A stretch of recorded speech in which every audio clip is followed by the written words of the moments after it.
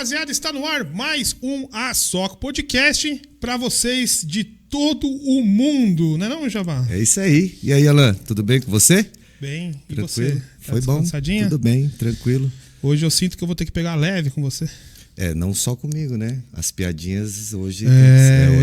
Hoje, né? Hoje vai ter que ser um pouco mais sério isso aqui. Não quero nem dar spoiler, vamos deixar no suspense. Mas as pessoas precisam saber que você continua usando essa chinela ridícula e que você não aprende, né? Mostra mais uma vez. Uma vez mostrar? Você tá com meião de bola e a chinela, né? Cadê? É meião de jogar bola? Você pegou do Cauã e tudo mais? Não, é meinha mesmo, meinha normal. Tudo aí é meinha, né? Então vamos lá. Vamos falar dos nossos amigos patrocinadores que apoiam este podcast. Nossos parceiros. Cadê na tela? Sanisa. Precisou de água potável aí, ó? Chama Sanisa. Eles têm a melhor distribuidora de água e também aluguel de equipamentos para a sua obra. Será que o convidado consegue benzer um caminhão de água e todo? Com certeza. Claro. Já dando spoiler junto. Acabei dando spoiler, mas tudo bem. Vamos lá. QR Code na tela, né? É isso Sanisa. Aí. Santa Isabel e Garatá e Arujá é a Sanisa. É só chamar lá você que precisar alugar material aí para equipamento para sua obra, comprar água para encher sua piscina, para chamar a gente no verão. É a Sanisa, beleza? Próximo. Caesa e ABC da Construção, nossos parceiros aí, você que tem o sonho de construir, você que tem aquela vontade de reformar, você precisa chamar o pessoal da Caesa, da ABC Construção, que é especialista em acabamentos, né? É especialista em obras e está aqui na nossa região, nossos parceiros, o QR Code está na tela, né? Um abraço para o nosso amigo Gabriel, você encontra ele lá em Arujá, mas você também encontra ele aqui em Santa Isabel. Sempre ele tá por aí. Não, Jabazinho? É isso aí. Caesa e ABC da Construção. Agora vamos lá. Vai, quero ver toda a sua inspiração. Motel do Cowboy, você que deseja fazer coisas incríveis né? Gaguejou! Eu sabia que hoje ia ser complicado, né? Eu me preparei e ainda não consegui. Mas enfim, Motel do Cowboy tem suítes para todos os bolsos, suítes para todos os gostos. Então você quer sair da rotina, né? Esses dias eu fui lá, encontrei com o Jabá saindo, o Jabá tava feliz, o cabelinho dele tava pra cima, né? Jabazinho tava contente. Então procure o Motel do Cowboy. Um empreendimento aqui de Santa Isabel, fica ali na estradinha ali você chega da Dutra, né? Com aquela estradinha, como é que é o nome? Ele é Arthur Mateus. Arthur Mateus. Que acontece de desgraça naquela estrada ali também, não tá escrito, viu? A gente sempre tá noticiando aí no Alan News, não é não? Hotel do Cowboy, o seu refúgio para viver momentos inesquecíveis. QR Code na tela.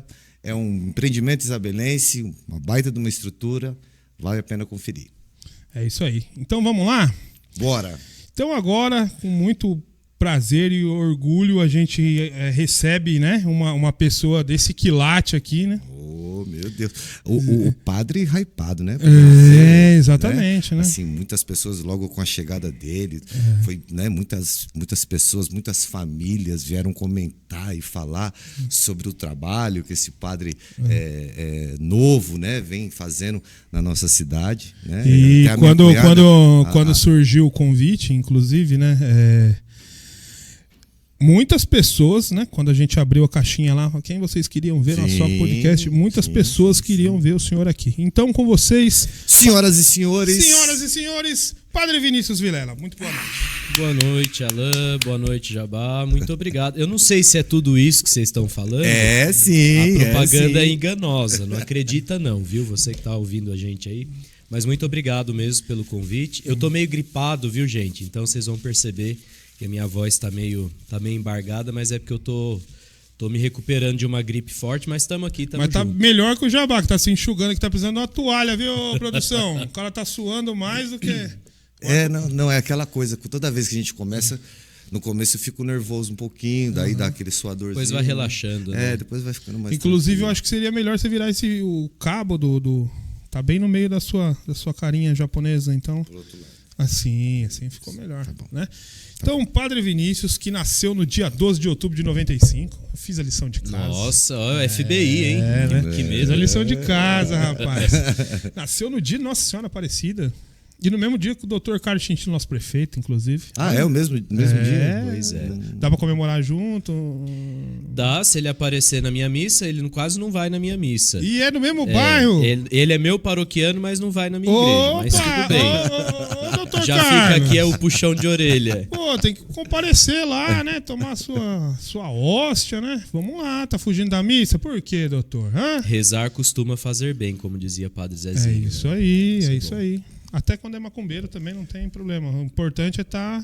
Quem é de axé, é de axé. Quem é de amém, é de amém. O importante é ter uma espiritualidade pra viver, né? É isso aí, viu aí, Natasha, Fabinho, pessoal da Macumba aí, tá safe, hein? Tá tudo bem.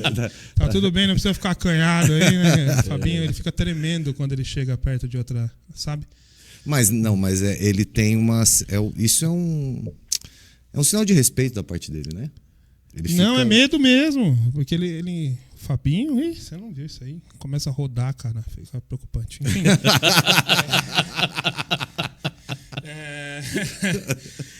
Enfim. Quando chegou o Padre Vinícius em Santa Isabel? Eu cheguei em outubro de 2023. Então já vai fazer... Não, 2022, na verdade. Foi o ano que eu fui ordenado. Fui ordenado em junho de 2022. Em agosto, o Padre José Eduardo, que é pároco aí da Matriz Santa Isabel, né, me ligou. Eu quase molhei a roupa, né? Porque Padre Eduardo, eu sempre gosto de falar isso, Padre Eduardo não é qualquer padre. Ele quase foi o nosso bispo, né, na transição em 2012 do bispo anterior para o atual, Dom Pedro Luiz. O Padre Eduardo foi administrador da diocese. Então ele quase foi o nosso bispo. E o Padre Eduardo ligar para um padre ou é uma coisa muito boa ou é alguma coisa muito grave que o padre fez, né? Sim. Então o Padre Eduardo me ligou e disse assim: eu tô querendo dividir a paróquia, não tô dando conta, porque realmente a paróquia Santa Isabel era muito grande, 23 capelas. E ele disse: eu quero dividir e eu gostaria que fosse você que viesse trabalhar aqui. Eu falei: padre, mas eu tenho 1 mês, 2 meses de padre. Eu falei: não tem problema, eu quero que você venha. E aí eu vim, eu era vigário numa paróquia lá em Mogi, paróquia Nossa Senhora Aparecida, lá próximo da casa dos meus pais, em Brás Cubas. E aí em outubro, dia 24 de outubro de 2022, eu cheguei em Santa Isabel. E desde então, estamos aí. Lá era uma quase paróquia? Quando o senhor chegou aqui? Quando eu cheguei aqui, na verdade, era uma área pastoral, não era nem uma quase paróquia.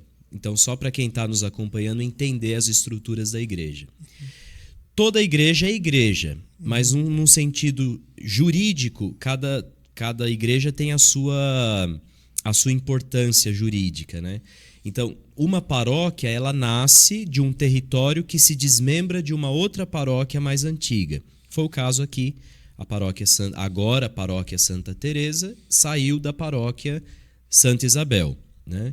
Então, quando a gente desmembra esse território, ela começa a ser uma área pastoral, que é um lugar onde um padre específico está trabalhando, né? Então, no caso de Santa Teresa, para quem é aqui de Santa Isabel, da rua 7 de setembro até Igaratá e até a divisa de Nazaré Paulista aí pela Pedra Branca, é a paróquia Santa Teresa. Caramba. Contando Nossa. com 12 igrejas. Então é a maior paróquia em território e em número de igrejas que nós temos na cidade agora. Uma responsabilidade. Para meio metro de padre, né? O bispo tá ficando doido. Eu sempre gosto de falar isso. Meio metro de padre com cara de coroinha, né? Mas, então, eu cheguei, nós formamos a área pastoral. Depois de 1 ano, ela se tornou uma quase paróquia, que esse é um termo jurídico do direito canônico, né? É uma quase paróquia que está em vista de ser paróquia. E aí agora, 1 ano e alguns meses atrás, ela já foi instituída paróquia, como a paróquia Santa Isabel e como a paróquia Nossa Senhora Aparecida, né? Sim, é importante porque a gente vê muito jovem acompanhando, né? A igreja lá do Parque Santa Teresa. E é legal, porque eu não lembro de ver o pessoal mais assim da minha idade de manhã no domingo na missa. E à noite. Tem muitos amigos católicos, né? Domingo à noite, né? Ou até depois tinha o sábado à noite. Lá na Aparecidinha tinha que a Natasha me levava lá. Toda última quinta-feira do mês tinham. Enfim, era esses dias. O domingo de manhã era diferente. Eu mesmo fugia porque tinha corrida, tem corrida de manhã, não ia de manhã quando eu fazia catecismo e tal. Agora a gente vê que tá muito lotado lá, tá? Eu já fui lá, levei minha mãe lá, minha mãe queria ir conhecer, porque a gente morava naquela rua. Então a gente viu aquilo lá saindo do zero.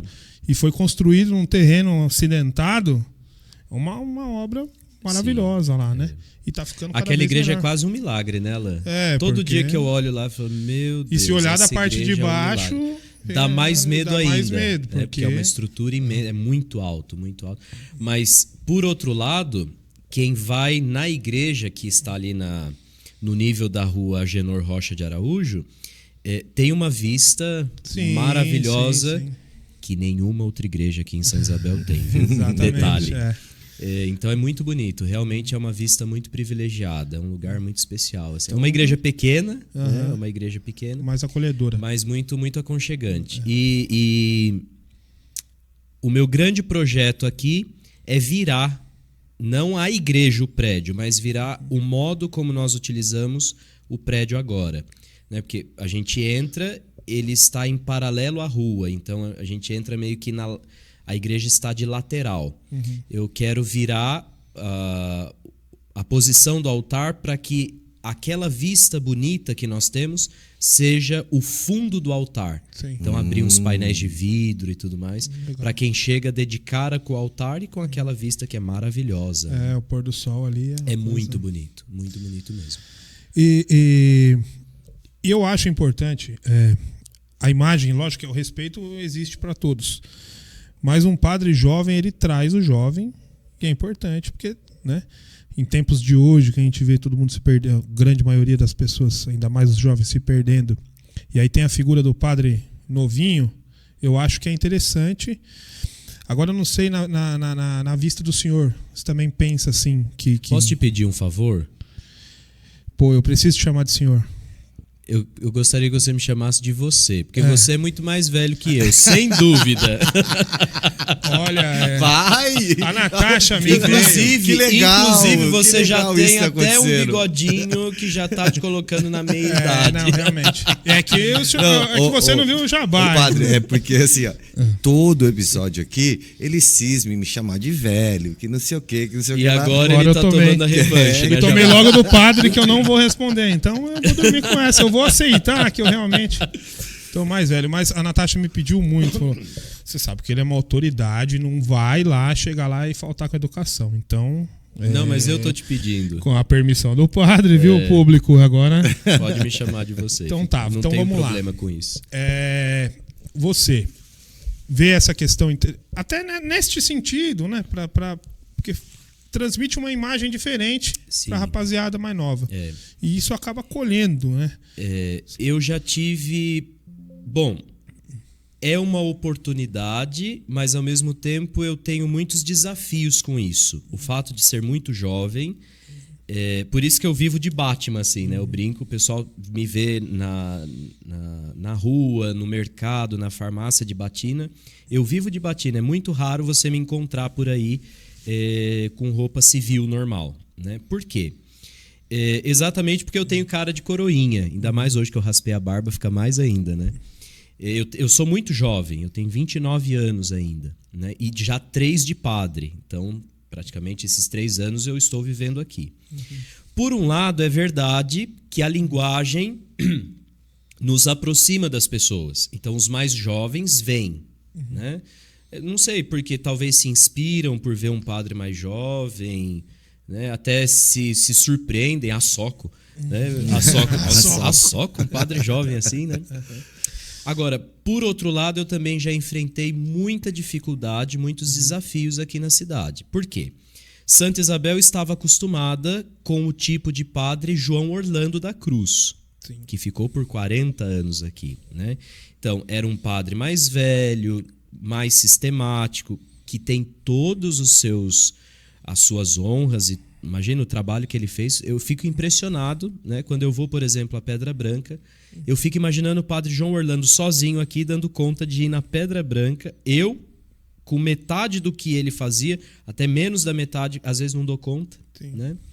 Mas o pessoal de Santa Isabel, principalmente os católicos, tem essa visão de padre.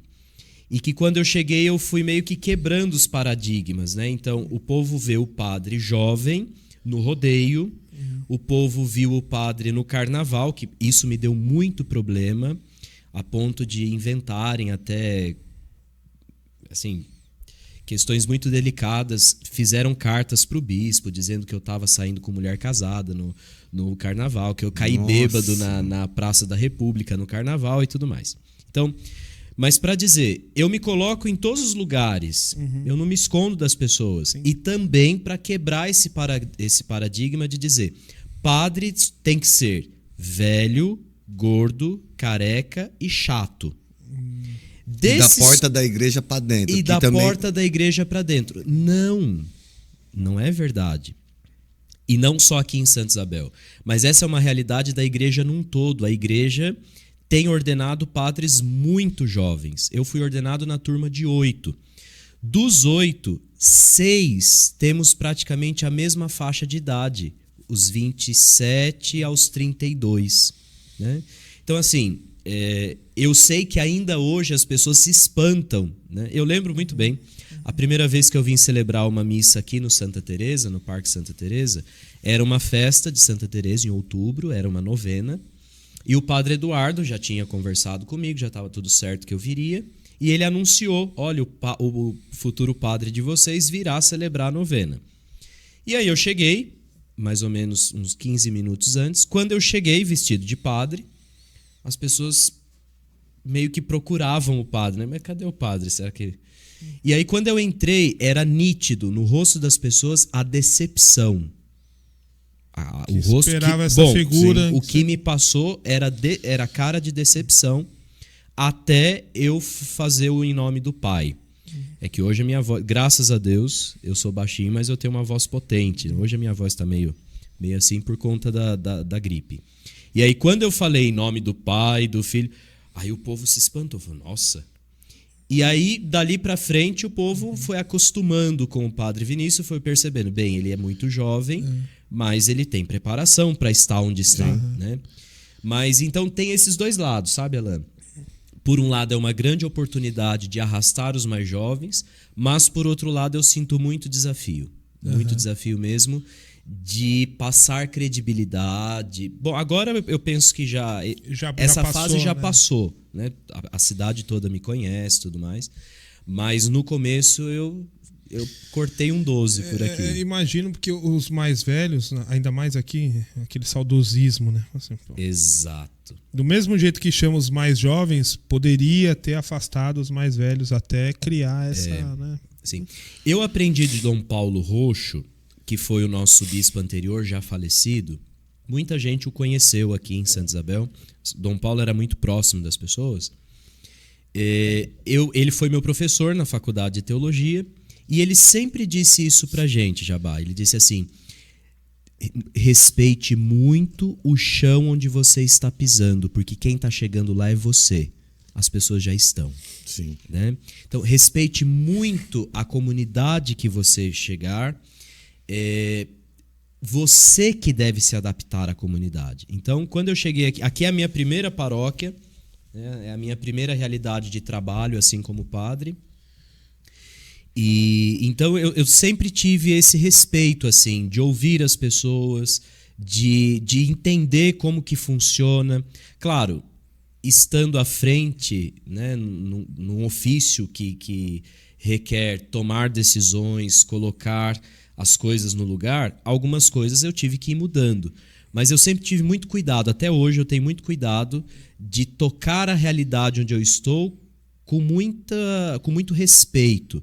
Respeito às pessoas que chegaram muito antes que eu e tiveram experiência de fé independendo de mim, né?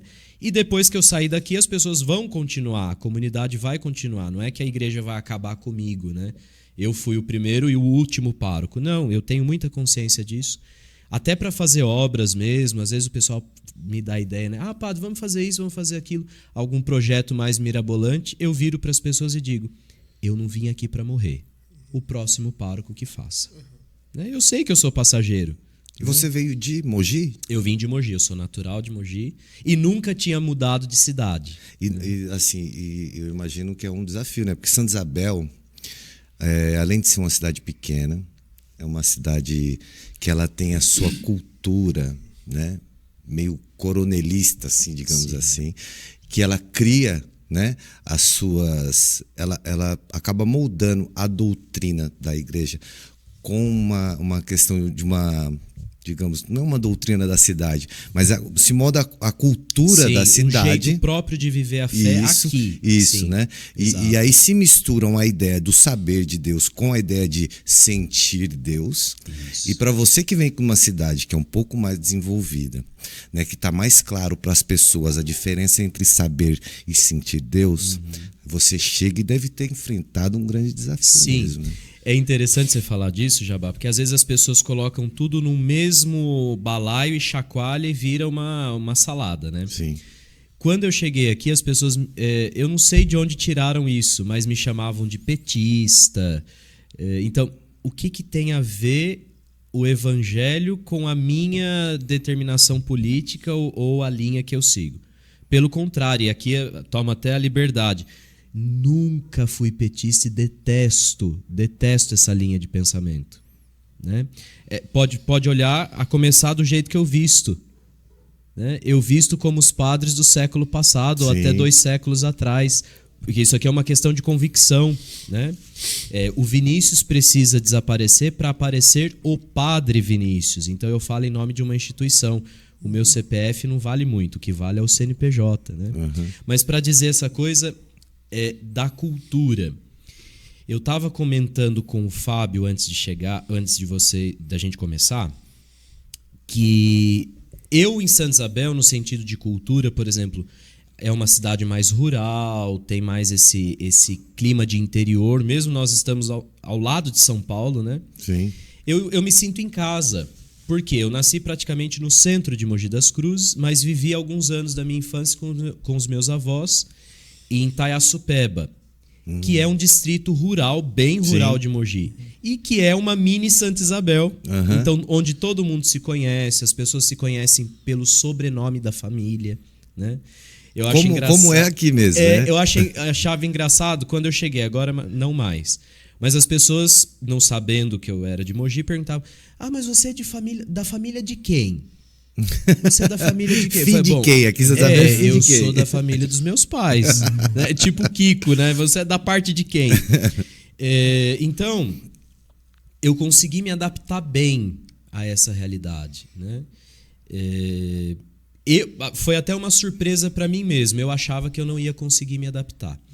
Mas depois que eu comecei a andar nessas estradas de terra, comer frango caipira, angu, torresmo, cantar moda de viola com o povo, tomar uma cachaçinha de vez em quando, o povo percebeu que eu tenho cara de boyzinho de cidade, mas não tem nada de cidade. Mas na verdade é raiz, padre. Eu sou raiz. Né? Então, graças a Deus, até nisso, Deus me ajudou a me inteirar com o povo. Né? E também, já que você tocou nesse assunto da cachaçinha, para que a gente desmistifique essa questão, não é proibido, né, padre? A questão é não escandalizar. Acho que é um exagero, Exatamente, não sei. exatamente. Talvez é um exagero, que é para todos. Para vocês terem ideia, tem gente ainda que me vê tomando uma cerveja, tomando uma cachaçinha, né? Nossa, padre, você pode beber? Eu falo, mas eu sou o único que posso beber até em serviço. Sim. Né? É uma brincadeira, mas é uma realidade. Sim. Se vocês virem o teor alcoólico do vinho canônico, que é o vinho que todos os padres celebramos a missa, não só eu, viu? Qualquer padre é obrigado a celebrar a missa com vinho canônico. E o vinho canônico tem, no mínimo, 14% de álcool. Nossa. Por quê? Ele é um vinho licoroso por natureza, ele é doce por natureza. A uva que produz o vinho canônico é doce. Por quê? Porque esse tipo de vinho se conserva sem adicionar qualquer outro conservante. Ele é um vinho mais puro. Tanto é que você pode abrir a garrafa e deixar fora da geladeira, lá na sacristia. Ele não estraga, ele não azeda. Né? E o fato de ter esse teor de açúcar faz com que o teor do álcool aumente. Né? E é esse teor de álcool que conserva o vinho. Então, você quando me vir tomando uma cervejinha por aí, ou geralmente na casa das famílias, né? Não se espante, eu não estou proibido, não existe uma lei canônica que diz, olha, o padre não pode beber. Agora, claro, eu sei o meu limite. Né? O próprio São Paulo diz lá nas suas cartas, tudo te é permitido, mas nem tudo te convém. O que não convém? Aquilo que causa escândalo para as pessoas. Né? E eu vou até fazer um desabafo aqui. Eu já não estou indo mais em nenhum evento da cidade exatamente por isso. Porque a maioria das pessoas não está preparada para ver o padre no meio das pessoas. Mas será, padre, que você não tem que realmente continuar indo para a gente conseguir quebrar essa barreira? Sabe? Eu acho que as pessoas conheceis a verdade e a verdade vos libertará, né? Sim. Então, assim, eu acho que a gente tem que ultrapassar, né? Para que as pessoas tenham um pouco mais de consciência e aprender que o saber de Deus, ele, né, como você falou, a gente pode tudo, mas nem tudo lhe convém, né? Eu acho que se o senhor continuasse, talvez a gente diminuiria a religiosidade e aumentaria Deus, né? Eu entendo, Jabá. O problema é que nós começamos a esbarrar nas maldades. Eu digo em público, porque isso é público. Não tem nada que esconder. Para você ter ideia, aquela questão do carnaval, mandaram uma carta para o meu bispo dizendo que eu estava saindo com mulher casada. Nossa. E depois eu tive que fazer uma cirurgia. Depois, imagina, o carnaval foi em fevereiro. Eu tive que fazer uma cirurgia no manguito rotador direito em julho. E quando eu fiz a cirurgia, disseram que eu tive que fazer a cirurgia porque lá no carnaval eu caí bêbado na praça. Nossa, mas que braço é esse, né? Que suporta de fevereiro até julho deslocado, quebrado, arrebentado. Este é um problema único de Santa Isabel. Não sei, né? Aqui, o que as o pessoas... leve trás aqui é complicado. Então, ultimamente, eu não tenho ido nos eventos, né? As pessoas até têm perguntado, nossa, você sumiu? Não, sumi não. Vocês me querem ver na igreja, então vocês me verão na igreja. Agora, claro, eu vou na casa dos paroquianos. Eu, graças a Deus, fiz muita amizade em Santa Isabel. E amizade não só entre os católicos. Graças a Deus eu tenho amizade com pastor, tenho amizade com gente da Umbanda. Tenho muito respeito e muito carinho. Porque até prefiro também ter amizade com gente que está fora da minha bolha. Porque quando a gente vive só na nossa bolha, a gente morre. Sim. A gente, né? Você acha que o mundo é só aquela ervilha. Não, você tem que sair da bolha. Né? Eu acho que é o que precisa um pouquinho ainda em Santa Isabel, a gente sair da nossa bolha. Né? Ver que o mundo é um pouquinho maior do que só aquilo que a gente pensa. Né? É importante, e aqui se eu posso dar um conselho para você que está nos acompanhando. Não conviva só com gente que pensa igual você, porque você vai mofar sua alma e seu cérebro. Quando a gente convive com gente que pensa diferente da gente, faz a gente ter convicções mais profundas do que realmente a gente pensa e faz a gente perceber que o mundo é um pouquinho maior do que o nosso. Né? O mundo é um pouquinho maior do que o nosso umbigo. Sim. Então, eu acho que precisa um pouquinho isso. Porque destrava as pessoas também, né? Exato. Pra qualquer que seja a prosperidade, né? Sim. Seja financeira ou que seja de espiritual, Sim. ela destrava, né? Porque Destrava. você para de ficar julgando demais, né? Quando o pessoal começa a reclamar muito da vida e falar que tem muito problema, alguém que vem conversar comigo diz assim, quanto tempo você não viaja? Aí a pessoa fala, ai, padre, faz uns 3, 4 anos. Então o que você está precisando é viajar. Porque você está olhando só o teu mundo, você precisa sair um pouco da tua bolha.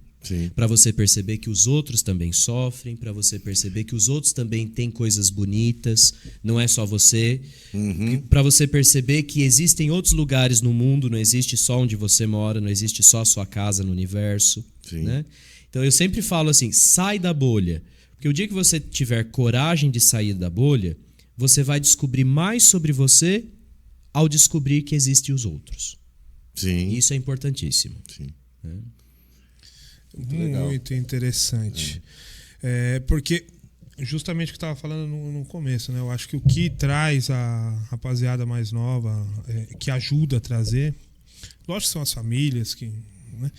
Mas ajuda a sua juventude, ajuda, como a gente vê agora na internet, bastante padre fazendo na internet e está trazendo, né? Vai trazendo. Eu acho interessante. Infelizmente, em Santa Isabel, a gente está perdendo um pouco dessa espontaneidade por conta da maldade das pessoas. Só que isso não é no âmbito do padre, não é no seu, no meu. Infelizmente, aqui a gente precisa realmente... É nossa cidade, a gente ama aqui. Mas a maldade do povo aqui é fora do comum. Infelizmente. Então, não, Jabá. É para poder destravar o povo, né? Pelo amor de mas não Deus. tem como. A nossa cidade, isso tudo é do mesmo pacote de ser uma cidade pequena, né? Sim. Não sei se o senhor já percebeu, mas essa estradinha entre Arujá e Santa Isabel parece que... Não dá a impressão que Arujá, Itaquá, Poá, Suzano, Mogi, São Paulo, tá tudo emendado. Aquela estradinha de 13 quilômetros parece que deixa Santa Isabel assim, interiorzão. Na ilha, sim. Eu amo Santa Isabel. Amo mesmo. E digo isso não só da boca para fora para fazer, ai, nossa, que discurso bonito. Não é isso não, Jabá. Eu amo mesmo, até porque eu já tive oportunidades de não estar mais aqui. Né? Eu já teve essa oportunidade? Sim, eu já tive oportunidades de não estar mais aqui e disse, não, eu quero continuar aqui pelo menos até finalizar o mandato de pároco, que é até 2030. Quando a gente assume uma paróquia, o bispo nos dá uma nomeação de pároco. É como que um mandato, como numa prefeitura, vamos dizer, só para as pessoas entenderem, né? Então, em 2030, até 2030, eu tenho a nomeação de pároco. Depois pode se renovar, ou então eu vou para outra paróquia, vou fazer outra coisa. Eu amo Santa Isabel. Santa Isabel tem um jeito muito próprio de ser. As pessoas são muito acolhedores. As pessoas são muito quentes, né? No sentido de acolher, enfim. Eu sempre gosto de dizer isso. Em Santa Isabel eu nunca me senti sozinho. Nunca. Né? Eu sempre tive amizade. Nós temos um amigo em comum, carioca, né? Sim. O Rodrigo, quero até mandar um abraço para ele, obrigado, porque ele que fez também o intercâmbio pra gente. Eu tive que aqui, pedir né? permissão para ele, que ele tem ciúmes dos amigos dele. A gente tá querendo trazer o Everton Ribeiro aqui, fazer o convite pro Everton Ribeiro. Aí é mais mas ciúme ele, ele falou que tem que falar com ele todas as semanas até o final do ano, que é quando o Everton vai estar em Santa Isabel, para manter ele com a ideia de que ele vai tentar falar com ele. Senão, não sei. Então, mas eu fiz muita amizade em Santa... Eu gosto muito de Santa Isabel. Então, as críticas que eu faço na cidade, às vezes as pessoas me escutam nas homilias falando uma coisa ou outra, é para crescer, né? Eu não sou daqui. Eu não sou daqui, marinheiro só. Uma homenagem para os dois que estão nos assistindo aí. Olha lá, ele começa a rodar, ó, tá vendo? Olha lá, vai Parece começar um peão. a rodar. A soco. Mas as críticas que eu faço é porque eu gostaria... Santa Isabel tem uma potencialidade imensa. Eu já conversei com várias pessoas aqui, por exemplo, uma das pessoas que eu tenho amizade desde quando eu cheguei é o Walter Negrão. Sim. Que é de uma outra linha de pensamento, uma outra espiritualidade completamente diferente de igreja católica e tudo mais. E nós somos amigos. Sim. Né? E eu vivo trocando ideias com ele sobre isso. Por exemplo, ele tem uma proximidade, um carinho lá com a Pedra Branca, né? Com as trilhas, o Parque Itaberaba e tudo mais. E eu sempre vivo trocando ideias com ele. Santa Isabel tem um potencial imenso. Imenso. Mas por conta dessa cultura de pensar dentro da ervilha, nós não crescemos. Né? Eu olho assim e falo, meu Deus. E até dentro da igreja, viu? Eu enfrento essas coisas até dentro da igreja. A questão política dentro da igreja Sim. também é da mesma forma, né? Sim, e aquela mentalidade. Ah, padre, mas sempre foi assim, aqui nós sempre fizemos assim. E porque sempre fez assim, vai ficar desse tamaninho se você... Por que você vai ficar com 10 centímetros se você pode ter 1 metro? Não é? Uhum. Então, é um pouco de comodismo, um pouco... Eu entendo que é respeito à tradição, mas toda tradição verdadeira faz a gente crescer e não faz a gente estacionar. né? Então, é um pouco disso. Então, quando eu faço essas críticas, não é porque não gosto de Santa Isabel, eu estou obrigado aqui. Pelo contrário, viu? Eu estou aqui porque eu quero e porque eu acredito no que eu estou fazendo. Padre, vindo nessa ideia, né, que você é um padre novo, a igreja já tem as missas online? O que você pensa disso? Nós temos transmissão de missas para tudo quanto é lado aí, inclusive TVs católicas, né? Não, sim, mas eu digo assim, aqui de Santa Isabel já tem essa... Nós tivemos muito na pandemia, né? Depois da pandemia, nós encerramos. Aqui é uma questão não só de propaganda, viu, Jabá? É uma questão de espiritualidade também. O cristianismo, um dos pilares fundamentais do ser cristão, né, é estar em comunidade, é a convivência com as pessoas. Sim. Isso não só no sentido religioso, mas no sentido antropológico, ou seja, no sentido de ser humano. Né? O ser humano que não convive com outro ser humano, ele tem o grande perigo de adoecer. E o que nós vimos na pandemia, né? A depressão, todas as outras síndromes psicológicas e tudo mais cresceram muito na pandemia e pós-pandemia. Então, nós padres temos uma reticência. Isso eu já conversei com o padre Jaime, já conversei com o padre Eduardo, os outros párocos daqui. Nós temos uma reticência com essas coisas. Por quê? Porque estar em comunidade é muito importante. É um exercício não só religioso, mas é um exercício humano, né? Para você sair do seu ambiente e se encontrar com o diferente. Né? Porque na comunidade, mesmo que todos compartilhem a mesma fé, mas um é de uma família, outro é de outra, um tem um estilo de roupa, outro tem outro, um gosta de um estilo de música, outro gosta de outro.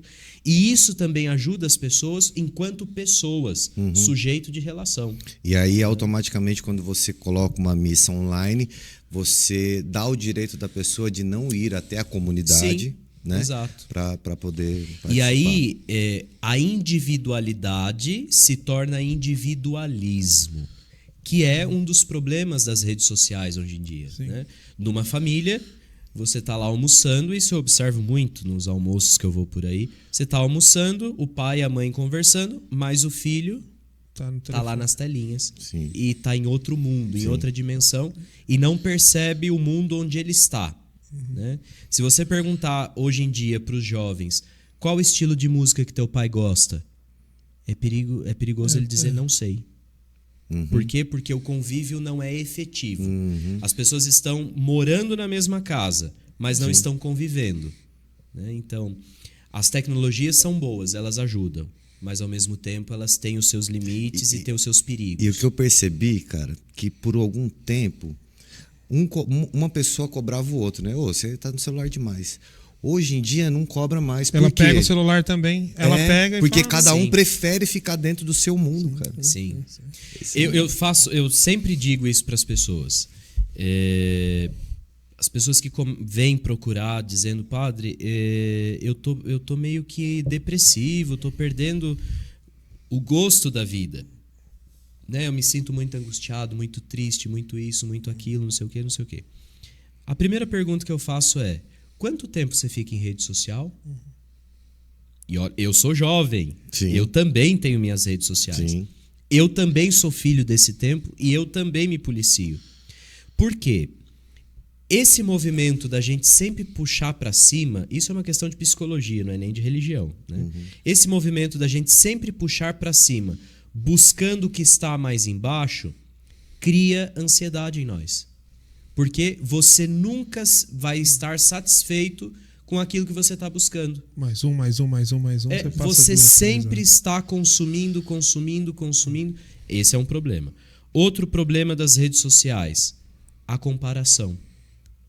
Então, o outro fez uma viagem e enquanto você está se lascando de trabalhar aqui no frio. E aí você começa a se comparar, poxa vida, eu tô trabalhando tanto, eu tô lutando tanto. Por que eu não consigo ter esse nível de vida? E as pessoas esquecem que aqui só tá sendo postado aquilo que foi legal no seu dia. Exato. Aquilo que não foi, você não posta. Mas as pessoas acabam acreditando que a vida toda da pessoa a vida é aquilo. É a rede social. Né? Nós não postamos foto chorando. Sim. Nós só postamos foto sorrindo. Até posso, mas depois apaga, né? Pensa bem, fala, não. Vou lá conversar com o padre e vou apagar então, isso que eu tô fazendo. Tudo isso está no pano de fundo, né? Porque a igreja é uma das instituições da sociedade, né? Então, eu penso muito nisso, muito mesmo. Eu sou um crítico dessas coisas, mesmo sendo jovem, mesmo sendo usuário de redes sociais. As tecnologias são fantásticas. Eu esses dias, por exemplo, desenvolvi o quadro de um santo no ChatGPT e mandei imprimir e coloquei numa das minhas capelas. Por quê? Porque é um santo não tão conhecido. O Santo Ângelo é um santo não tão conhecido. E não encontrava imagem dele, não encontrava imagem. Falei, quer saber? Eu vou fazer o ChatGPT, coloca lá, imprime e ficou muito bacana. Então, eu uso tecnologia, Sim. Né? Mas a gente tem que saber dosar, porque senão a gente se perde. Não a gente ser escravo da rede social, né? Isso. A gente usar ela a nosso favor. A nosso favor. E depois, a rede social é que me serve. Não sou eu que sirvo a rede social. Porque tem gente que, né, se perde exatamente nisso. Uma foto teve menos like do que a antiga. Nossa, aí eu vou chorar no banheiro. E um outro problema, a exposição em rede social. Né? E aqui eu faço uma crítica, inclusive, aos meus colegas padres. Chega a ser ridículo. Está ficando ridículo. Certas coisas estão ficando ridículas. Tá virando show, né? Tá virando circo. Né? E isso eu faço uma crítica aos meus colegas padres. Tem padre que tá, assim, plantando bananeira para chamar a atenção. Não precisa disso. Né? Não precisa disso. E aí eu acho até assim, eu não me deparei, não cruzei com esse tipo de conteúdo com padre ou com a Igreja Católica, né? Mas a gente acompanha muito sobre as igrejas evangélicas, que eu estou dizendo aqui também que eu não tenho nada contra, né? Que eu não tenho problema nenhum. Não tem mesmo, porque tem um estacionamento ele faz o bar dele de estacionamento da igreja, ele não tem nada contra, ele só ganha dinheiro, inclusive. Pode falar isso. Eu moro do lado da Congregação Cristã do Brasil. Ah, tá. Que é lá no BNH, e aí eu faço o estacionamento. R$5 tá muito barato, pode cobrar 10 que tá legal.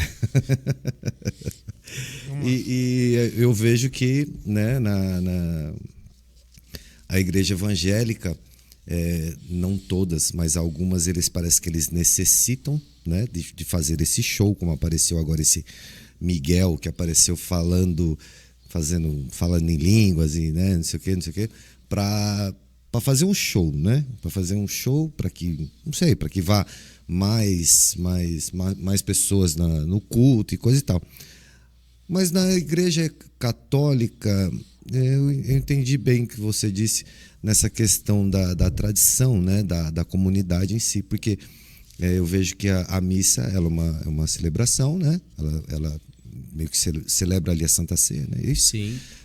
E aí ela tem um período que é digamos que é a palavra, né? Sim, nós chamamos de homilia. Homilia, que é um pensamento baseado teologicamente. Sim. No encaixe dos dias de hoje, né? Sim. Que o padre fala para a comunidade ali, né? Então ele tem menos necessidade desse apelo, né? Exato, exatamente. Mas, Jabá, nos últimos 30 anos na igreja, principalmente no Brasil, a igreja tem entrado nesse esquema, nesse simpatizante, nesse tipo de pensamento, né? Nesse sistema de pensamento do apelo afetivo e o apelo tecnológico. Né? Então nós temos visto muito mais padres nas mídias, nós temos visto diversas coisas que não dá nem para nomear, né?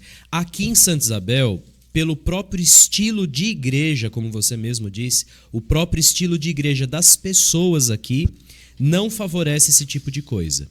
Mas em outros lugares, não muito longe, nas cidades vizinhas aqui, nós temos visto coisas muito estranhas e que foge até da identidade católica. Vou te dar um exemplo. Nós temos hoje dentro da igreja um movimento chamado Missa de Cura e Libertação, que é mais um culto pentecostal do que um rito católico propriamente dito. Sim. As pessoas que vão à igreja católica, elas querem encontrar a igreja católica. Se elas quisessem encontrar um culto protestante, sem nenhum problema, acabei de dizer, né? Vai fazer o corte aí, alguém vai fazer o corte de eu falando isso. Acabei de dizer que eu tenho amigo pastor, amigo pai de santo em Mogi, o Sérgio Ribas, tenho amigo de tudo quanto é religião. E nosso Deus, em primeiro lugar, é um Deus de respeito. Sim, né? eu não estou falando das religiões, eu estou Sim. falando dos movimentos e estou fazendo uma crítica à minha mãe, igreja católica. Né?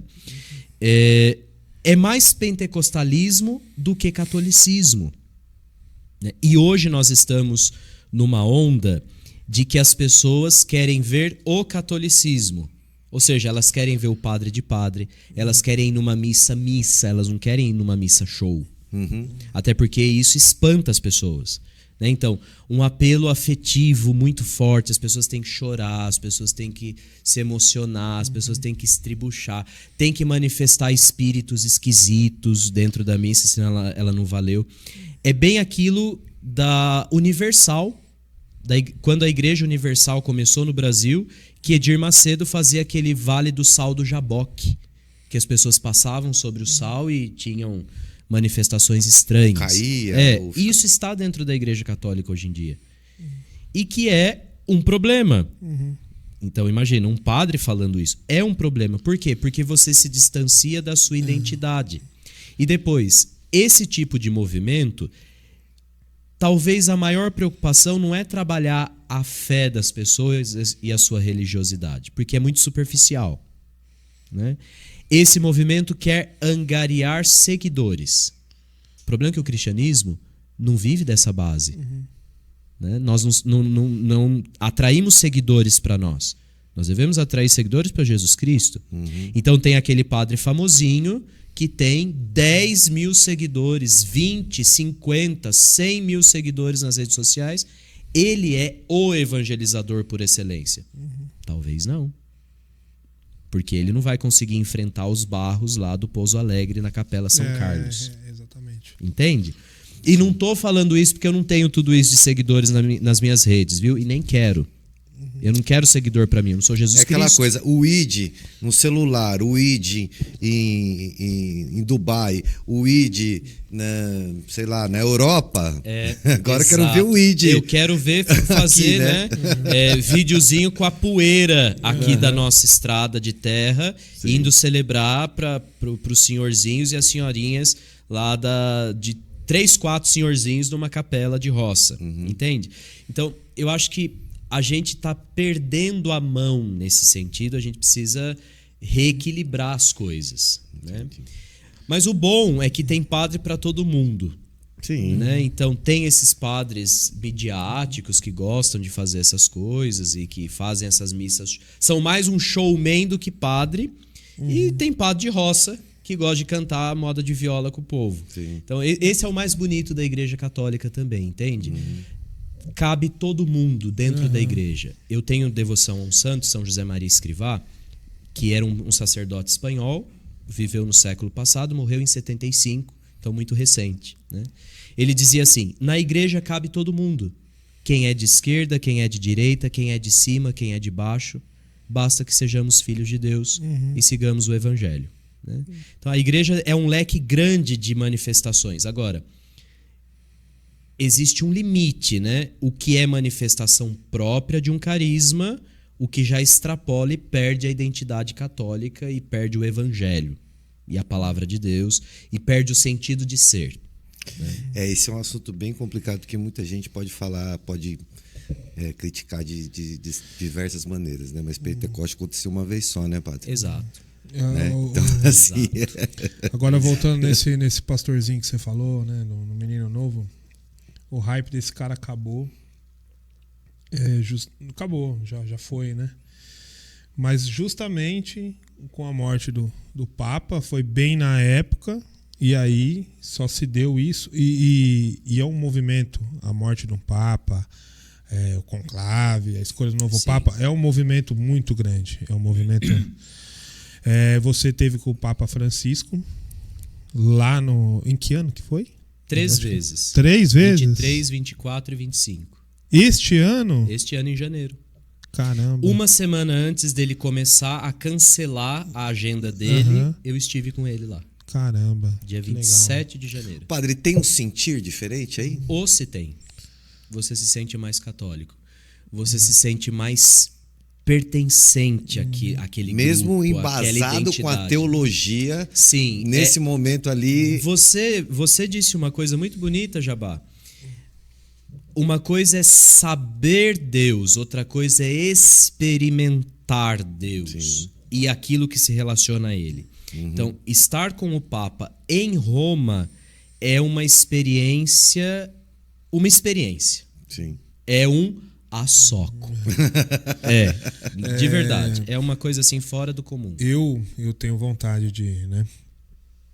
Eu não digo que eu não sou católico, mas eu acho que ando ali, fui muito tempo, né? Frequentei muito tempo. Mas eu acho o movimento do Vaticano uma coisa espetacular, uma coisa. Escolher o Papa, ninguém sabe. Tudo pode ser a imprensa do mundo inteiro, ninguém sabe quem é. Tem que esperar abrir a janela. E mais uma vez, nem a igreja sabe. Né? E mais uma vez nós fomos surpreendidos. Sim. Em 2013, nós fomos surpreendidos com o tal Jorge Mário Bergoglio. Os queridinhos não estão levando, né? Não.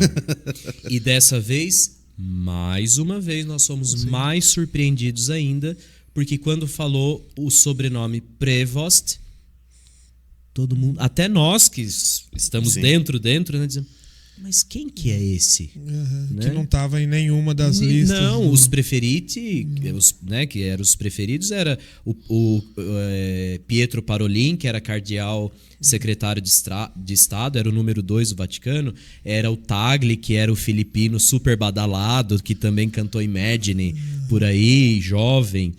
Era um outro italiano, era não sei quem, era o super conservador africano Robert Sara, mas o cardeal Prevost passou despercebido por todos nós e tá fazendo um show, num bom sentido. Né? Ele conseguiu, é impressionante, mas ele conseguiu unir 2 alas divididas na igreja. Na igreja nós não falamos direita e esquerda, nós falamos progressistas e conservadores, né? Porque esse termo direita e esquerda da política não encaixa na igreja. Sim. Mas existem 2 linhas diferentes, né? Os mais progressistas, os mais conservadores. E a chegada do Papa Leão XIV, ele conseguiu unir essas 2 alas assim, por natureza. Mas ele tem um viés mais conservador? Ele é um equilibrado, ele é um neutro, ninguém nunca é. Mas ele é muito... Um centro sábio. Ele é um centro sábio. Exato, gostei da tua definição. Um centro sábio. Ele não pende nem para lá, ele não pende nem para cá. Ele tem uma vasta experiência missionária. Ele é um norte-americano de nascimento, convivência no Peru por muitos anos, inclusive ele é cidadão peruano, né, naturalizado peruano. Então ele é um ele tem cabeça norte-americana, coração latino-americano e uma experiência vasta, porque ele foi superior de uma das ordens mais antigas da igreja, que é a ordem agostiniana, fundada lá no século 6, 7. Né? Então, era alguém que a igreja precisava neste momento, porque no interno da igreja nós estávamos muito divididos e muito acirrados. Infelizmente, o Papa Francisco, e isso é público, não estou contando nenhum segredo da igreja, o Papa Francisco pendia mais para o lado progressista. É só ver os chefes de Estado que ele recebeu no Vaticano, as mudanças que ele fez na igreja. Os discursos. Né? Os discursos, a própria forma, a postura dele. Né? Isso não é mal, nem bom, mas tem as suas consequências. E uma das consequências foi a divisão na igreja, né? Então os 2 lados ficaram muito acirrados. E a chegada do Papa Leão XIV conseguiu apaziguar os ânimos e unir a igreja. Né? Então hoje a gente vê nos diversos grupos da igreja conversas sobre o Papa e todo mundo está feliz. Né? E todo mundo diz, olha, realmente era o Papa que a gente penso muito precisava. sempre, até politicamente eu penso nessa questão do centro sábio, porque assim, existem coisas boas dos dois lados. Sim. Só que o que faz fumaça dos dois lados são fatores secundários. Exato. E não os fatores principais. Né? As direções reais, tanto de um conservador, qual é a direção lá no fim? Né? Essa é a parte interessante. Mas o que faz fumaça é justamente o que é secundário. Não é o fator principal. Então, quando eu digo centro sábio, é quando ele pega realmente aquilo que é interessante da esquerda, né, que vai fazer diferença na vida do povo, e pega o que é interessante real da direita, né? Então ele é um centro sábio, né?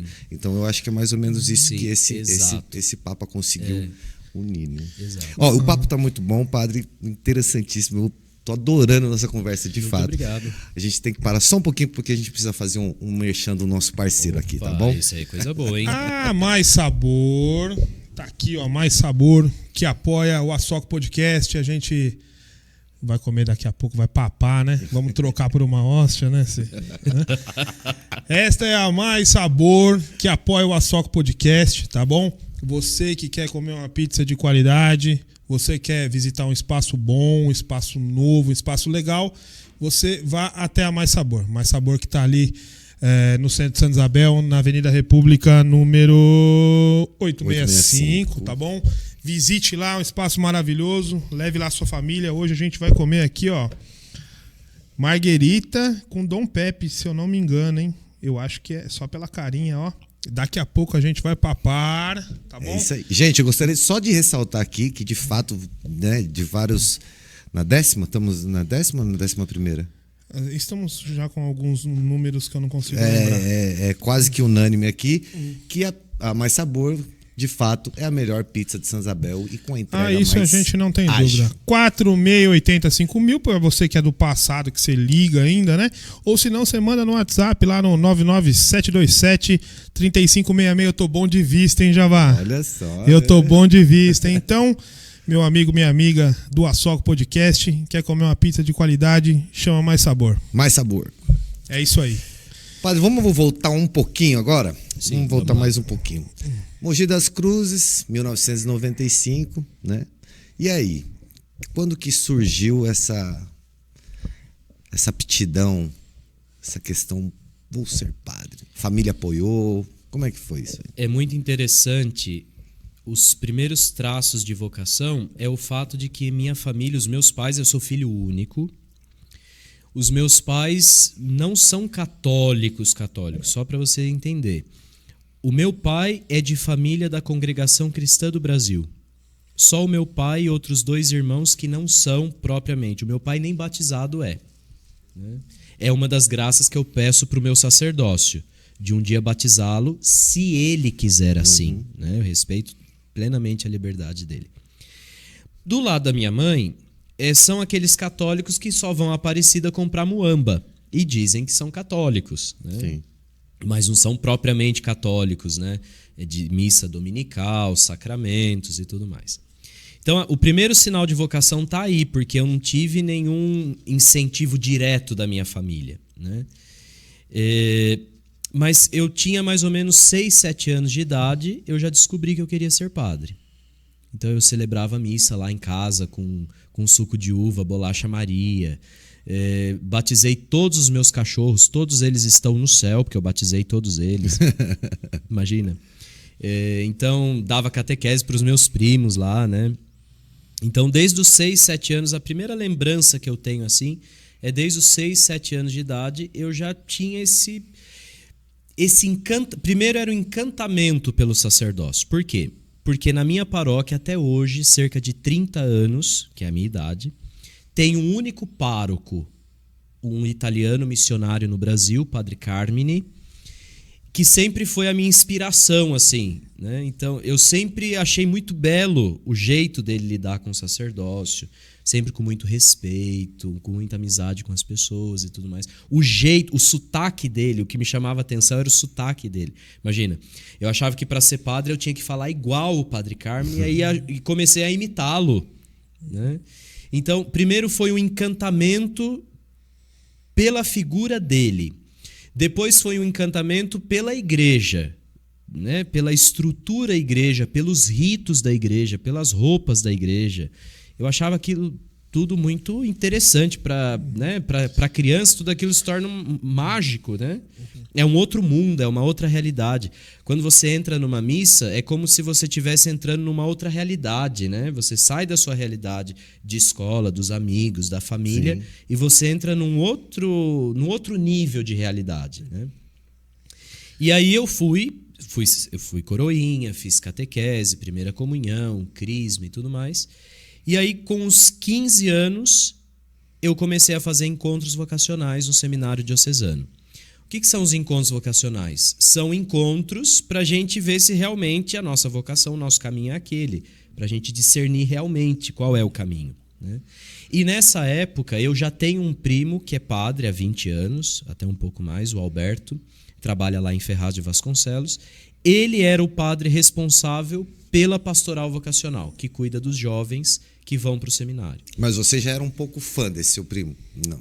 Então, já o conhecia, tinha contato e tudo mais. E aí ele me levou pela primeira vez no encontro vocacional no seminário.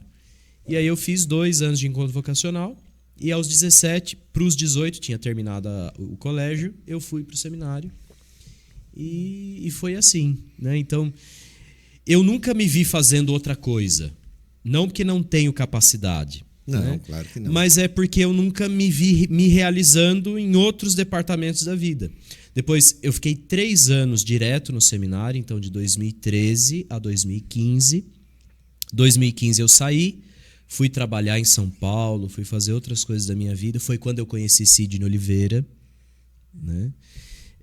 Muita gente acha que eu conheci Sidney Oliveira aqui. Não, eu conheço Sidney Oliveira de 2016. Né? Eu fui funcionário da presidência da Ultrafarma em São Paulo. E aí fui fazer outras coisas da vida, tive a oportunidade de morar em São Paulo, fazer outro curso de faculdade, tocar minha vida completamente diferente, mas eu nunca vi realização em outras coisas. Né? Então não foi falta de oportunidade, não foi falta de capacidades, mas é uma questão de realização de ser. Né? Igual quando a gente vai procurar um curso de universidade, a gente diz, bom, eu tenho aptidão para quê? No que eu me realizo? Pode ser uma coisa que não dá muito dinheiro, mas eu sou feliz fazendo aquilo. Sim. Né? Eu me realizo naquilo. E as pessoas percebem, né? Quando a gente está no lugar certo, as pessoas percebem que realmente aquele é o nosso lugar.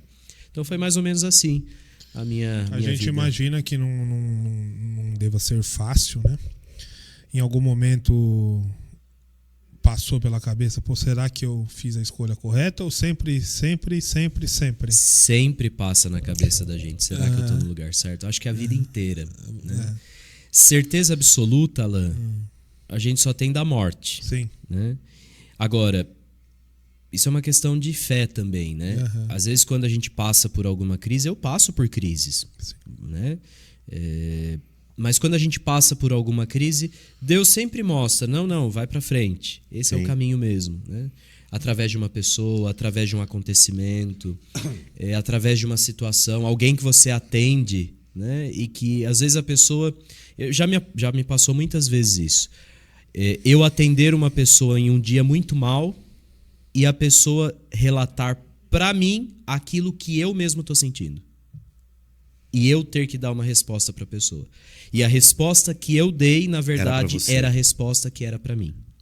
É um negócio assim, fora do comum. Né? Várias vezes já me aconteceu isso. Mas eu acho isso fantástico. Né? É uma coisa que... Não posso dizer que... eu fui minha vida inteira, eu fui comerciante, né, empresário e tal, mas meio que de uma forma... como a maioria das pessoas no nosso país até uns anos atrás era na questão de ser católico, né? Deus castiga, vai para a igreja, vai para a missa.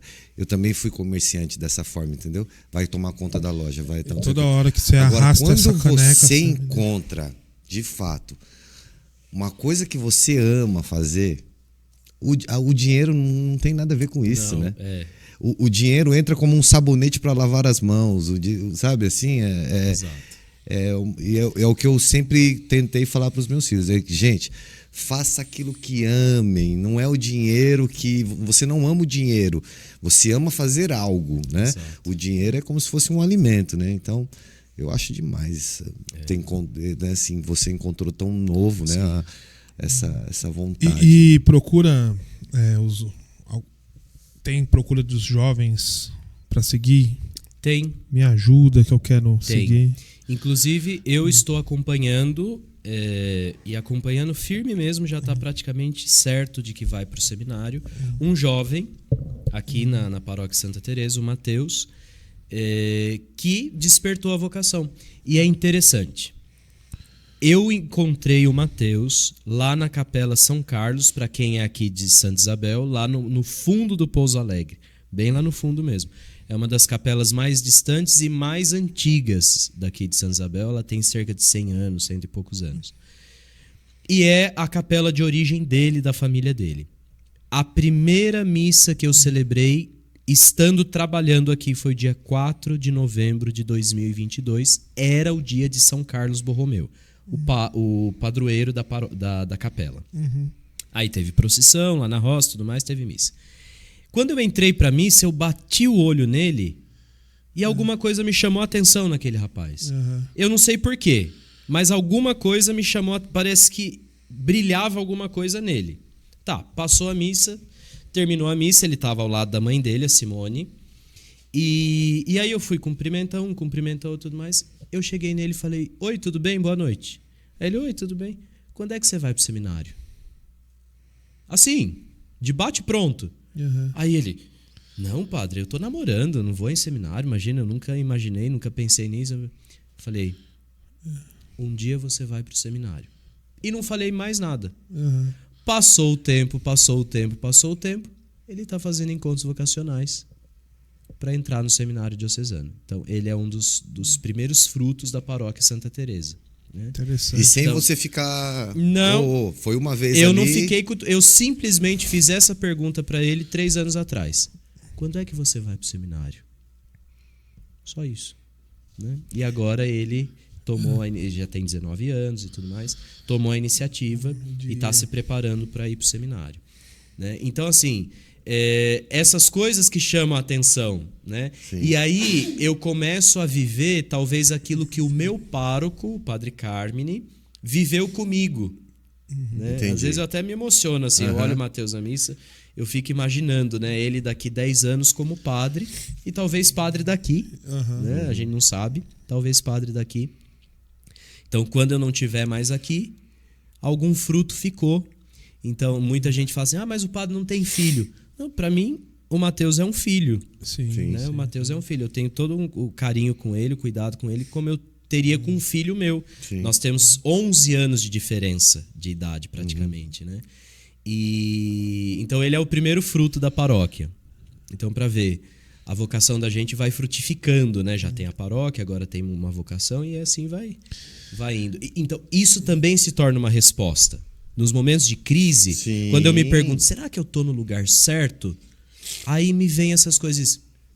Olha, eu acho que você tá no lugar certo, porque, né, chamar um outro jovem nos tempos que nós estamos vivendo não é algo tão simples assim. Sim, né? é verdade. É algo... E qual é o momento que faz a faculdade de teologia? Nós temos 8 anos de... Bom, a vida diocesana. Né? Porque tem vamos dizer assim, 2 tipos de padre. Tem os padres religiosos, que são das congregações com carismas específicos. Vou dar um exemplo: os franciscanos. Os franciscanos chegam a ter 12 anos de formação para serem ordenados. Né? Nós, diocesanos, temos 8 anos. Então, é um ano de introdução que a gente chama propedêutico. Então, é esse ano introdutório. Depois desse ano introdutório, a gente passa a faculdade de filosofia, que é a primeira faculdade que nós cursamos, e depois dos 3 anos de filosofia, os 4 anos da faculdade de teologia. Então, na verdade, nós temos que fazer 2 faculdades. E faz uma faculdade, não é uma faculdade dentro da igreja, né? É uma faculdade eclesiástica, mas, por exemplo, a faculdade de filosofia é a filosofia normal, corrente, que todo mundo faz. Né? A faculdade, o prédio, a instituição é da igreja, mas o curso é o curso regular. Então, por exemplo, eu sou bacharel em filosofia e eu tinha outras pessoas até de outras religiões que estudaram comigo, sem nenhum problema. Né? A teologia, claro, é uma teologia católica, porque existem outras teologias. Sim. Né? Existe a teologia protestante, existem outras faculdades de teologia. Mas a teologia Mas ainda assim estuda toda a história da religião em si, assim. Estuda todas as religiões, né? A gente estava brincando e até conversando, né? Eu tenho muito carinho, muita admiração pela Umbanda, por exemplo. Por quê? Porque na faculdade de teologia existe uma matéria chamada Fenômeno Religioso, que no final do semestre nós precisamos entregar um trabalho de uma religião que não seja a nossa, uma religião completamente diferente. E eu escolhi a Umbanda para pesquisar. Então eu fui ao terreiro, fiz amizade com o pai de santo e tudo mais, e fui a um ritual, né, para estudar o fenômeno religioso. Então fiz entrevistas, fiz relatório e tudo mais. Então eu admiro a Umbanda não como religião. Como religião eu a respeito. Mas eu admiro a Umbanda com carinho mesmo como manifestação cultural. Porque a Umbanda é brasileiríssima. Sim. A Umbanda nasceu em solo brasileiro, com raízes africanas, mas em solo brasileiro. Né? Então toda a história para chegar ao desenvolvimento da Umbanda e tudo mais, eu admiro, acho muito bonito. E não tem como ser brasileiro, estar numa roda e não sentir o corpo mexendo junto com o toque do atabaque, dos tambores. É impressionante, é um negócio... É quase que natural. Ao ser brasileiro, você ouviu tocando ponto, você vai dançar junto. Sim. Né?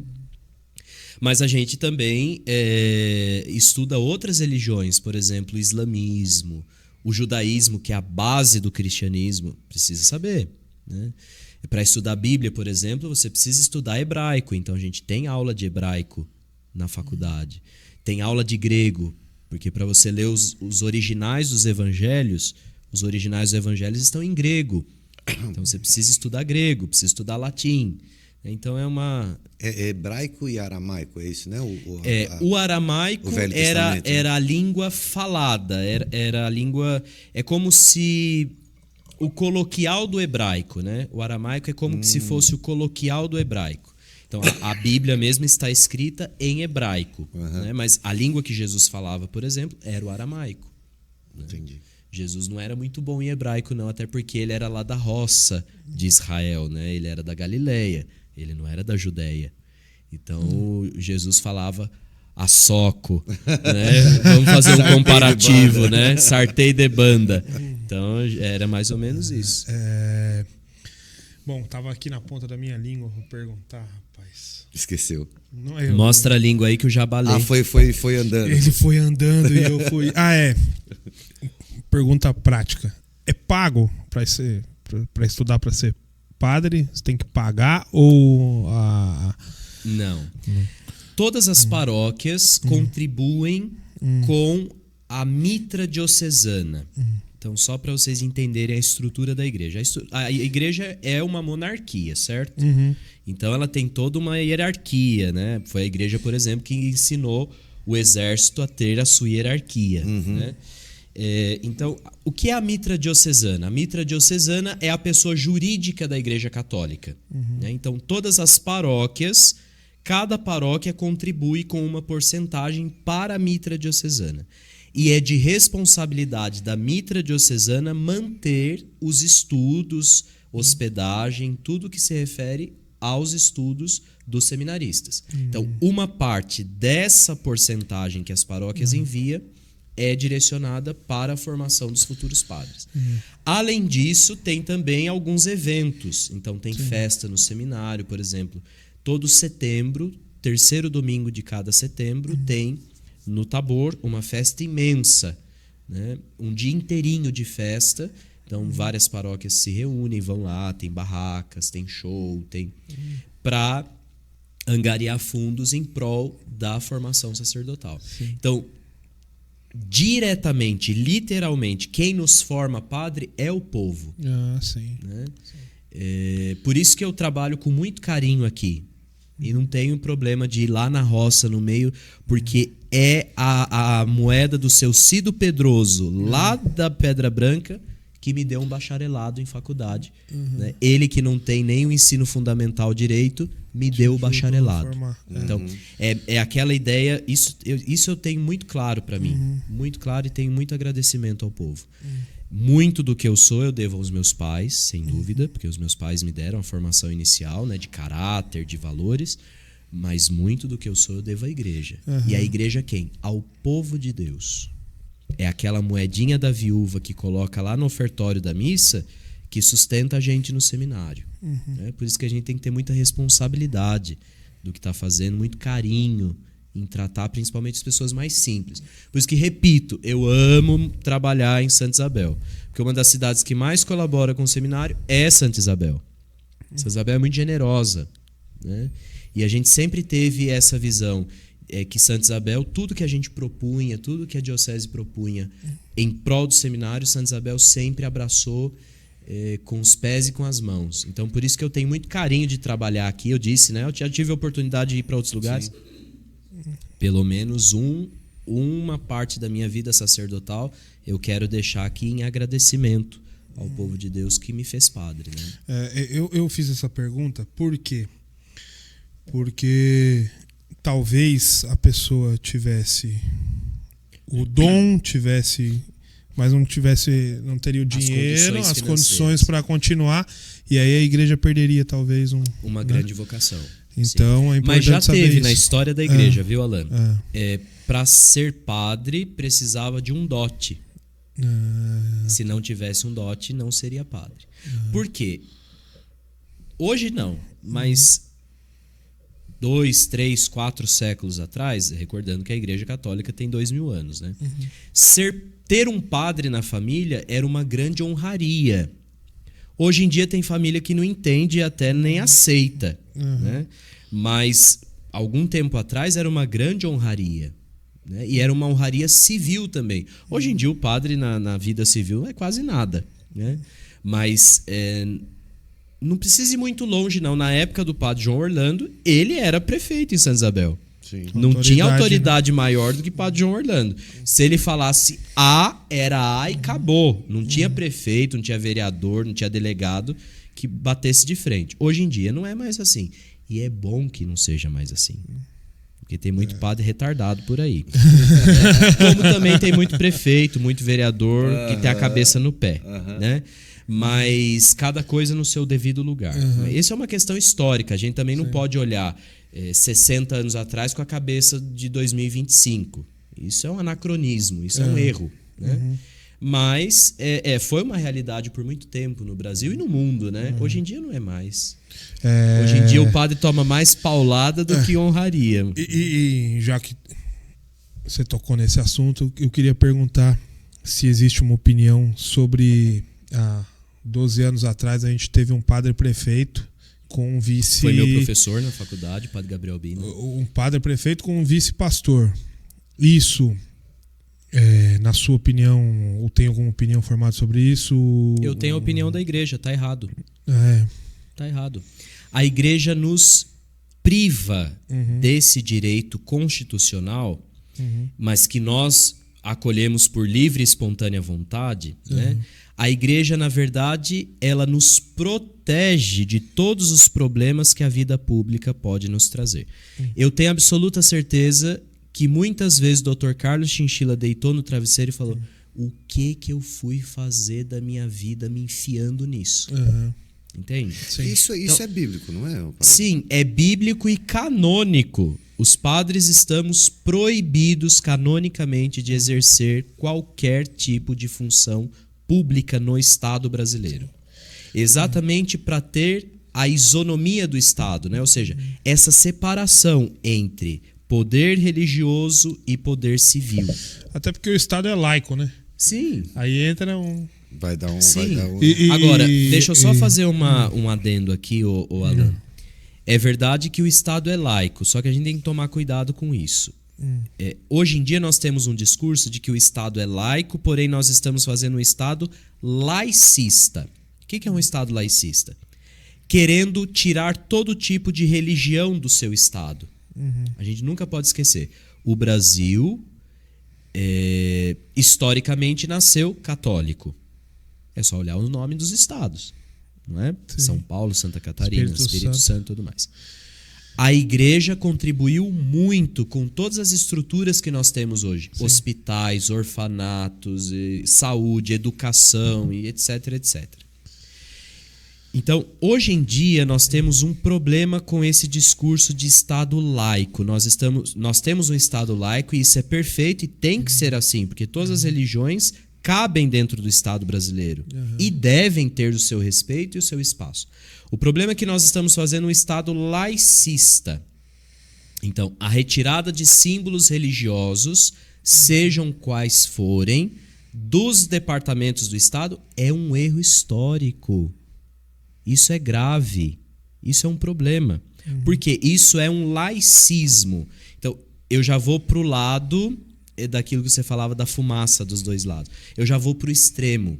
E não estou falando só da Igreja Católica. Sim. Qualquer tipo de símbolo religioso que é retirado de um departamento do Estado está querendo dizer que o Estado quer tirar a opinião daquela religião do cenário das discussões da sociedade. Né, não isso. Pode. A questão de dizer que é laico, então não pode ter. Pode ter. É direito sabe de todos. Sabe por quê? Né? O Estado é laico. Então eu não posso ter um crucifixo, eu não posso ter uma Bíblia, eu não posso ter... Mas o símbolo da maçonaria está em todas as praças das nossas cidades. Verdade. Entende? Mas a maçonaria não é uma religião, mas é uma filosofia de vida tanto quanto as religiões. Então, o laicismo é essa negação das religiões. Não. A forma cristã católica de pensar também faz parte da sociedade brasileira. A forma da Umbanda pensar também faz parte e deve fazer parte da sociedade brasileira. A forma espírita de pensar deve fazer parte das discussões do Estado. Né? Por quê? Aqui não só religião católica, Umbanda, ou espírita, ou muçulmano, não. Religião como um dado antropológico básico, um dado do ser humano. A religião é uma dos pilares formativos do ser humano, como ser humano. Se eu tiro a religiosidade, seja ela qual for, em manifestação própria, né? Eu vou viver a minha religiosidade como padre, eu vou viver a minha religiosidade como muçulmano, eu vou viver a minha religiosidade como pai de santo. Ok. Mas é fundamental ao ser humano viver a religiosidade. E a religiosidade também é uma forma de pensar. E ela embasa os princípios e os valores numa sociedade. Uma sociedade que vai perdendo as religiões é uma sociedade que vai perdendo os valores e princípios. Então, esse é um grande problema hoje em dia. Bem complicado. Por isso que eu quis fazer esse parêntese. Não, é interessante você falar disso, porque a gente vê no Senado tem a bancada evangélica. Pô, por que chamar assim, sabe? Antes era a bancada ruralista, isso, aquilo. Agora bancada evangélica. Então, ao mesmo tempo que fala que não tá tentando usar isso para manobrar, entendeu? Mas é importante que tenha. Por quê? Porque tem os princípios evangélicos, que é a maioria, ou seja, evangélicos cristãos, é a maioria de nós. Seria muito interessante que nós conseguíssemos ter uma bancada umbandista.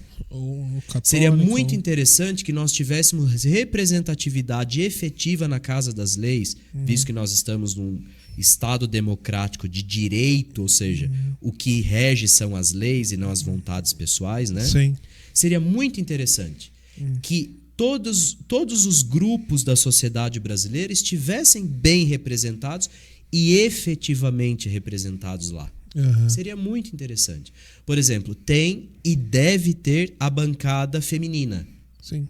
Mas é claro que deve ter. Nós estamos falando disso na nossa sociedade, nós estamos discutindo, nós estamos debatendo sobre feminicídio, sobre o ingresso das mulheres nos cargos públicos e a efetiva participação das mulheres na sociedade brasileira, e não só na sociedade brasileira, mas no mundo inteiro. Sim. Até na igreja tem se falado muito disso. O Papa Francisco levantou esse aspecto na igreja que deveria ter levantado, né? Então, eu não vejo problema nisso. Sim. Absolutamente. Agora, o problema maior é, no Estado democrático, eu não tiver liberdade de formar uma bancada evangélica, se o número de evangélicos é expressivo na sociedade brasileira. Se eu não tiver a possibilidade, a liberdade de fazer uma bancada umbandista no Senado brasileiro e no Congresso, isso é um problema, porque significa que a nossa sociedade brasileira está se destruindo em si mesma, né? Por quê? Por que os umbandistas não podem participar efetivamente dos rumos do seu país, o país que eles ajudaram a construir? Sim. Por que os católicos não podem interferir com os valores justos, né? Com os valores justos nas leis do seu país, se são eles que vão acatar os direitos e os deveres daquelas leis? Né? Tem que ter a liberdade. Tem que ter. Isso é democracia. Ou seja, a democracia é todo mundo tem que participar. Todo mundo? Todo mundo. Né? Não importa a minha cor, a minha religião, a minha ideologia. Não importa. Agora, claro, tudo tem limite. Né? E qual é o limite? O limite da representatividade do nosso povo. Né? Então, eu sou plenamente a favor disso. Legal.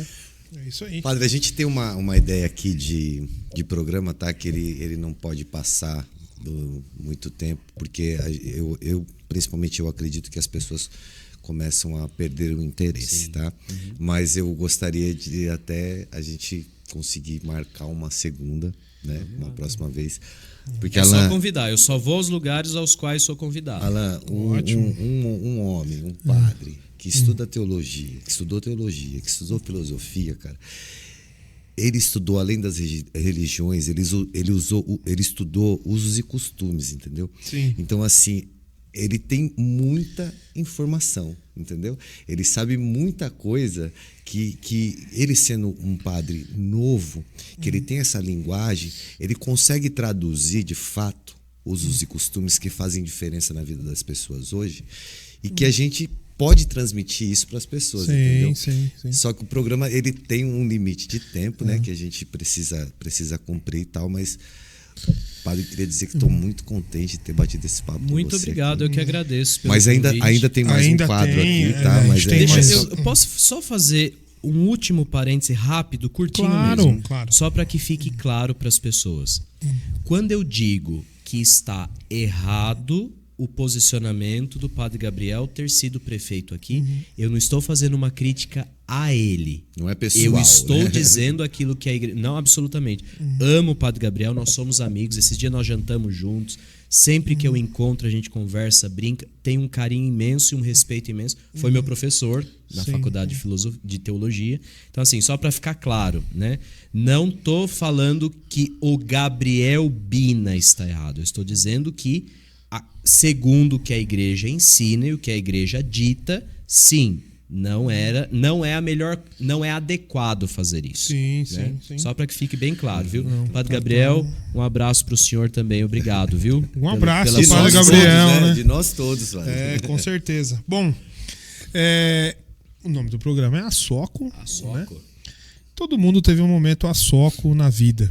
E a gente queria saber do Padre Vinícius. Qual aquele momento que você falou, a soco? Já falou aqui do Vaticano, né? Tudo bem, mas conta um outro aí, se de repente tiver. Tem um negócio até meio macabro na minha vida de padre. Quando eu mudei para Santa Isabel, eu morei ali na General Osório, que é aquela rua lateral atrás do fórum, né?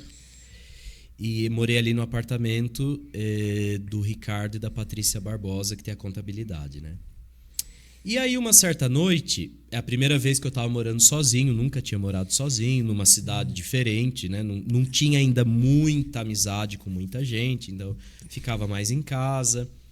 E aí, certa noite, eu desliguei. Lá tem muitas janelas de vidro, então os carros que estão vindo na marginal reflete o farol, né? Então eu desliguei a luz da cozinha, passei pela copa. E aí, quando eu tô indo no corredor sentindo a sala e os quartos, eu vejo um clarão atrás de mim. Aí eu parei assim, um clarão diferente, não era o clarão que passa, né, dos faróis. Um clarão diferente. Eu parei no meio do corredor e aquele clarão não passou. Ficou aquele clarão. Aí, sabe quando você volta de ré? Imagina, me arrepiou até o último fio de cabelo, né? Aí eu voltei de ré, olhei assim, eu tenho um aparadorzinho, e em cima daquele aparador tinha um abajur. Um abajur que eu ganhei quando eu mudei de Mogi, eu ganhei aquele abajur, e ele estava aceso. Mas como é que você... Soco. Como é que você acendeu? Porque ele não era daquele clique. Ele só acendia se enfiasse o plug na tomada. Mas como é que você acendeu se estava tudo apagado? Soco. Então, isso eu já contei em outro podcast também. Me arrepiou o corpo inteirinho. Falei, já sei. Era mais ou menos 11 e pouco da noite. Então, para vocês imaginarem a cena, tinha lá a parede, o aparador, um quadro de Nossa Senhora, na frente a mesa na copa. Eu tirei todas as cadeiras da mesa, pus uma toalha, acendi 2 velas e celebrei a missa ali com o abajur aceso, né? Fazia mais ou menos um mês e pouco que eu estava morando no apartamento. Celebrei a missa, abençoei o apartamento inteiro. Depois eu contei essa história para a Patrícia e para o Ricardo. Abençoei o apartamento inteiro, desliguei o abajur, puxei da tomada e falei, liga agora para você ver. Então esse foi o assoco mais até hoje. Assoco mesmo. O bom é que, sendo padre, a gente pode fazer isso, qualquer coisa põe a mão na própria cabeça, né? Abençoa a si mesmo, né? Abençoa a caixa d'água, tudo vira água benta, segura na mão de Deus. Eu fiquei uns dias ainda atormentado com aquela coisa, né? Como é que acendeu sozinho o abajur? E eu não tô doido, gente, imagina. Eu sou jovem ainda, literalmente, eu tenho certeza absoluta, né, que eu tinha apagado todas as luzes, eu tava no escuro indo pro quarto, né? E de repente o abajur pluga na parede, rapaz, né? Bom, Assoco de fato. Assoco de fato. Bom, se quis, recebeu, né? Recebeu. Essa alma tá querendo reza, e reza forte. Né? Então eu vou fazer uma reza forte pra essa alma. E um conto bem isabelês, né, pai? Não é da época dele, ele chegou aqui depois, mas a gente teve o chupa-cabra em São. Nossa senhora. A gente teve o chupa-cabra, lenda já me isabelense. Perguntaram uma vez, padre, você nunca viu nada na estrada lá da Pedra Branca? Porque você vive indo sozinho à noite pra lá. Eu falei, nem onça. Porque o dia que eu vi, eu deixo o Celtinho e saio correndo. Não, eu falo assim, se eu ver, eu atropelo. Né?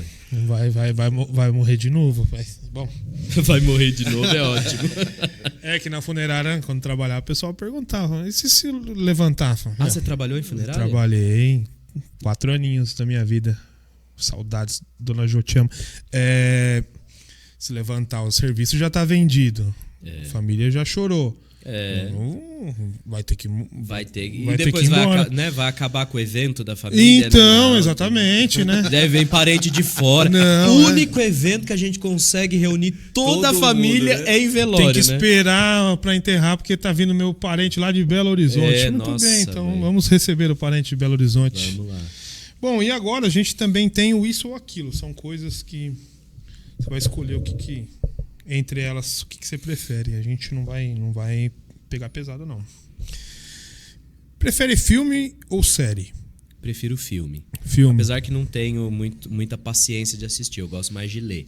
Mas prefiro filme. Mas se for assistir um filme, é preferido ali o quê? Terror. Terror? Amo. Por isso que acende Amo a... esse filme. Mas eu só assisto filme de terror no cinema. Porque até chegar em casa, os diabos já ficou tudo na rua. Ah, interessante. Porque assistir Agora, em casa, eu quero né? fazer uma experiência, não sei se eu nem sei se eu posso contar isso aqui. Eu quero ir assistir um filme de terror assim. Imagina, Nossa. né? Acabou a sessão, você levanta, né? Vai ser um evento, a gente pode acompanhar. Vai ser um evento. Deus Pode- queira que ninguém pode chamar esteja a gente, armado, pode né? chamar a gente, Padre né, morre em Alan? filme de terror, toma um tiro Padre depois de da verdade. Missa de manhã ou à noite? À noite, de manhã eu não funciono bem, apesar que eu tenho missa de manhã, mas eu não gosto, eu prefiro rezar à noite. Eu sempre fui muito noturno, sempre. Eu sempre. também sou noturno. também. Tradição da igreja ou a inovação da igreja? Tradição da igreja, Ótimo. porque a tradição traz segurança. Aquilo que a gente inventa, tirando da cabeça, dá problema. Seguir o coração ou seguir a doutrina? Seguir a doutrina. Doutrina. O coração é enganador. Missão entre jovens ou missão com famílias? Nossa, essa é difícil. Essa é difícil. Eu opto pelas famílias, porque na família também está o jovem. Sim. Se você fala só com jovens, como é que fica, né? E pode ser um canal, né? Sim, Se daqui eu passo daqui pode, pra cá. dali pode pra ser lá. um canal, sim. Na minha época tinha pastoral da juventude. Pô, a gente era muito legal, cara. E eu não sou tão velho quanto Cara, eu quanto não pareço. frequentei muito igreja católica, né? Eu frequentei por um tempo. A minha família, na verdade, nunca teve essa questão religiosa tão aflorada. Eu participei do coral Zé Macota, então eu ia para Tradicional. ia para missa. O que a Natasha rindo? Ela deve estar incorporada. Ela já imaginou já de Olha lá, xadrezinho, né? Cantando, né? Olha o abajur no coral. acendendo de novo lá. Mas aí eu Você no coral. casei na igreja católica, mas eu frequentei muito tempo a igreja evangélica. Que igreja você frequentou? Eu frequentei o Bola de Neve. Bola de Neve. Que é essa bem nova e inovadora também, né? E aí depois de um tempo eu É que ele teve parei. tempo de ir em tudo quanto é religião, porque ele sim é velho. Então, ele conseguiu experimentar um pouquinho de tudo. Né? Mas a pastoral da juventude, pô, a gente ia dançar quadrilha no Play Center, cara. Juntava tudo e era todo sábado à noite. Saudades, inclusive. Tem o Wendel lá que vende pastel na praça. A gente é da mesma época. E, pô, eu tenho saudades disso aí, porque quando que o jovem se reunia para ir para falar de igreja, né? Então, hoje tem um novo movimento. A pastoral da juventude perdeu um pouco, como pastoral de juventude, perdeu um pouco de força. Agora tem um movimento muito forte, inclusive aqui em Santa Isabel, chama Aldeias de Vida. Eu fiz. É Fiz, muito meus filhos fizeram e minha esposa, ela serve. Olha só. tipo retiro? O retiro que tinha nessa época. É Eu nunca retiro, fui- mas não só retiro, é um acompanhamento de vida mesmo, é um estilo de vida mesmo. E assim, é um lixamentinho de caráter, sabe? Então, O retiro eu nunca fui, porque minha mãe fazia meu toque. eles te essas coisas, confrontam, não né? tinha como eu ir sozinho.